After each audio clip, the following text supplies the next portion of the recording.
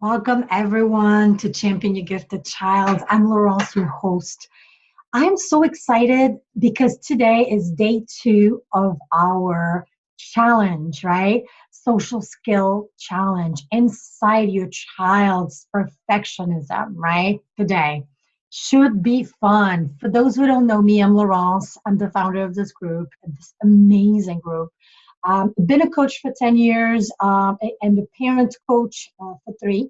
And, I'm a gifted mom myself.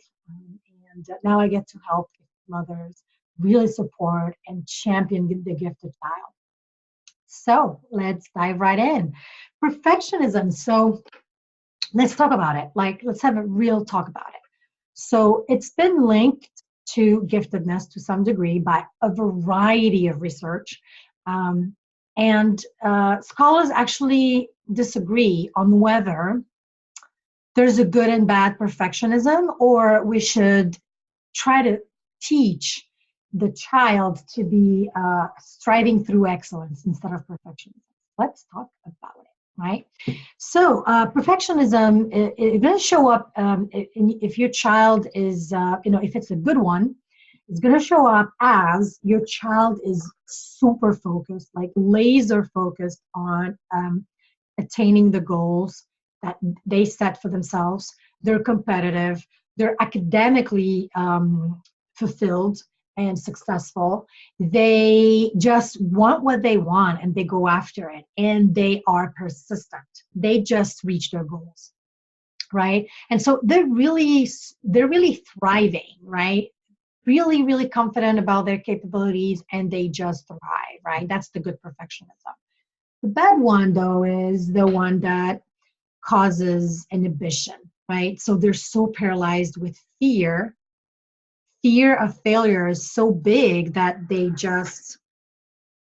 they're paralyzed, right? It's like they're in this amount of stress, and responses to stress is flee or flight, right? So they're so paralyzed, or inhibition, that's the third one. They're so paralyzed that they are not turning in their assignments because it's not perfect. I guess it can't be perfect because they want perfection. It can show up as they're constantly postponing or starting things and not finishing because it's never going to be perfect, right? And so, do you have a kiddo like that? Like, what can we do, right? So you have tips everywhere on how to manage your child's perfectionism. I think the best ones really touch on what the parent child connection is and how the parent even views perfectionism, right? And it's about emphasizing that if you really want to help against that failure launch, right? So what you really want to do is emphasize that effort and perseverance is what is valued over academic success and grades. Emphasize and make it absolutely clear that grades do not make up your child's self-worth.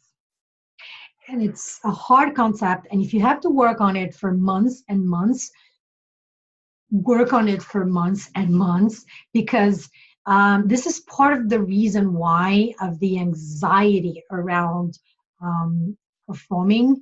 Because if failure is so hurtful for your child's self-concept, they're going to want to avoid it any way they can. So it's not turning in that paper. It's not even trying, because it hurts more when they try, doesn't it? Right? And so it's protecting their self-worth. To me, it's really, if you manage to communicate that their self-worth is safe, regardless of grades, regardless, and your expectation is achievable, attainable, specific, time-bound. Your expectations and goals are SMART. I don't know if you've heard of SMART. So your goals need to be specific. S, then M for measurable, right? So just succeed in life. How is it measurable, right?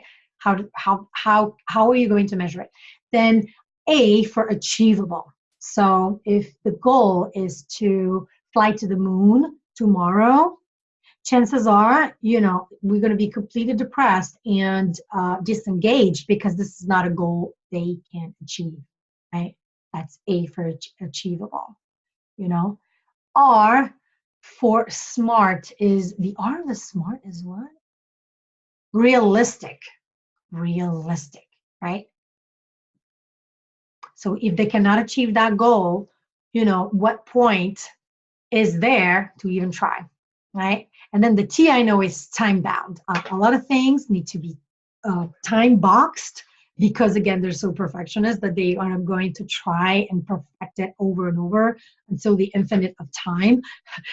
And so time boxing things really help them, understand and get a mantra. That's going to be my other point that I want to talk to you about is that, we need to involve a child in creating a mantra or an expression that help them really assimilate the fact that, good enough is good enough, get it done and move on. That's one.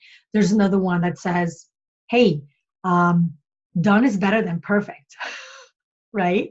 And not accomplished. So, find ways to like talk to your child to see if you could come up with something together. Because if you come up with it together, then he's going to remember it, right? And then the other thing is I learned from my Scrum training. I was a Scrum master in my corporate life.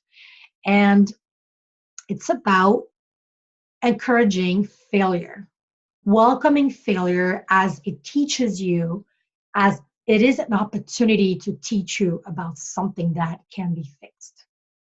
So you start seeing failure as a major opportunity for success.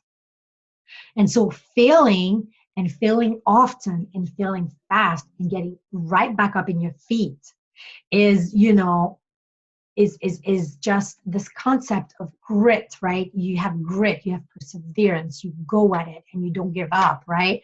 And I don't know if you're familiar with Carol Dweck growth mindset concept. So amazing work. She's been teaching in schools that had really bad results and was able to get those schools up like top of their state or something. And she did a lot of work in understanding the mindset for child's that came into play in the child's success. And she came up with like two mindsets. So the first one is the fixed mindset. So you're paralyzed with the idea of failing, grades are everything. What else? Failure is just that punishment that, you're condemned for the eternity of life or death, and it's like really fixed and you're scared of losing and of failing. Then you have the growth mindset. So you understand that you can learn anything. If the child can understand that they can learn anything, that when they're understanding a math problem that's difficult and their brain is like striving to get the answer, the brain grows and they become better and better. What else do they teach in growth mindset is really the thing that, not being scared, not being fearful of failure. That failure is a natural step in success. You fail fast and you fail often and you get to that success if you don't give up. And it's so giving them the desire to put forward effort and perseverance, grit, showing grit, right? And then it's up to us as parents, as educators, to foster that environment when it's okay to fail, it's okay to learn real fast, get back up, don't take it personal, and just focus on your goal and keep trying. Because when you try and you push yourself to your own limit is when you learn and you grow exponentially, right? So Dr. Dweck actually got a lot of amazing grades from those children that were really like ranking so low. And it's because of the engagement, the motivation, and the perseverance. You can learn anything. Go ahead and get it out there. You can perfect it later, and it's also good to think about it, like how many books had so many revisions, you know. Nobody comes up with something perfect the first time. Nobody. It's just you trying and creating that emotion towards trying and towards the journey, not the destination. Not only the destination, should I say. So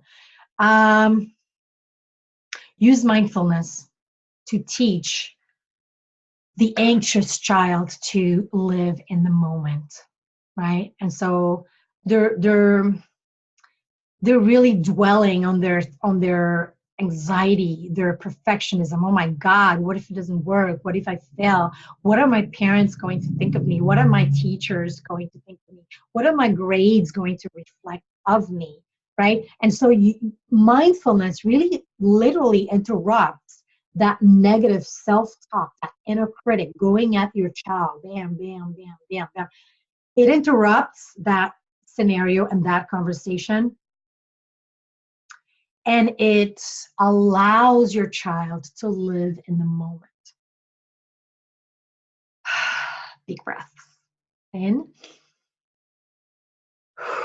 big breaths out. There's a lot of techniques, and it's up to us also to find what works for a child that they like, and that they can just stop reaching out to the next exercise, reaching out to the next challenge. Because once they reach, instead of enjoying the moment and delighting themselves with their achievements, what they do is they look to the future, to the next thing to perform, and to the next achievable goal, and they're never really enjoying their success. Mindfulness helps with that. Okay. And the last thing is what we call in our program, Champion Your Gifted Child program, a inside your gifted child's world method. And it's using everything that your child likes to help tell that story of grit, perseverance, effort, growth mindset. It could be books that your child likes, or the books you read, at night, before night. It could be the music they listen to if they're older. It could be their movies. If you can find any of those things that teach the right skills and the right mindset, hone onto it, because they really work. I remember my child loved Thomas and Friends, like 3 years ago. And I used to use Thomas from Thomas and Friends to teach my child about, accidents happen. There's this song, I don't know if you know. If you have a young child, you know what I'm talking about, and it's accidents happen. No, no, no, no. I used to use that because my son used to drop things all the time and would be so upset about it and would just throw a tantrum because, he didn't like doing that, And this is just an example, but find things that are familiar to your child, things that would help with easing in that new mindset into their mind. And this is use your child's superheroes to help tell that story, right? So I hope you liked that challenge, and it's really real talk about, is there a good perfectionism and a bad perfectionism, how to mitigate, and just thriving for excellence, right? Because excellence is something you can achieve versus perfection does not exist. And so the reason why personally I lean towards not even vouching for a good perfectionism, but flat out excellence versus perfectionism. Really, excellence is the concept. That's where you need to go, because excellence can be achieved and attained and give you that happiness and that fulfillment that you achieved excellence, right? And something can be excellent and not perfect, but definitely worth enjoying, right? Even if it's excellent and not perfect, so excellent, right? And so it's that positive mindset around that concept. And it doesn't take away, this is what I like about excellence. It doesn't take away the effort, the focus, the high standards, because I do have high standards for my child, and so does he. And so it doesn't take away all of the good perfectionism characteristics, right? You're not giving in, you're not being too permissive. You still want the best for your child and teach them how to set high standards for themselves and for their life, and go ahead and achieve those standards by effort, focus, determination, measuring goals, looking up to maybe some mentors, using, their familiar superheroes to help them with that. But it keeps all those super positive characteristics that gifted children have and that are linked to the perfectionism, while preventing the negative aspects. So my word of the day is not even is there a good perfectionism or bad perfectionism. Let's strive for excellence. Excellence. I love that. I absolutely love that. Okay, I hope you like that challenge. Today, my challenge to you is to have one conversation regarding growth mindset. I'm attaching a bunch of affirmations for the child to help teach your child growth mindset. And those are along those lines. I can do anything. Um, I love to learn. I strive to learn. You know, and all those ideas and concepts that will really provide positive impact in your child's life. So have one conversation, or you can use something that happened in the past and like tell a story, or you can randomly launch a conversation regarding effort. Okay, does it work for you? All right, I'll speak to you tomorrow. Take care, everybody.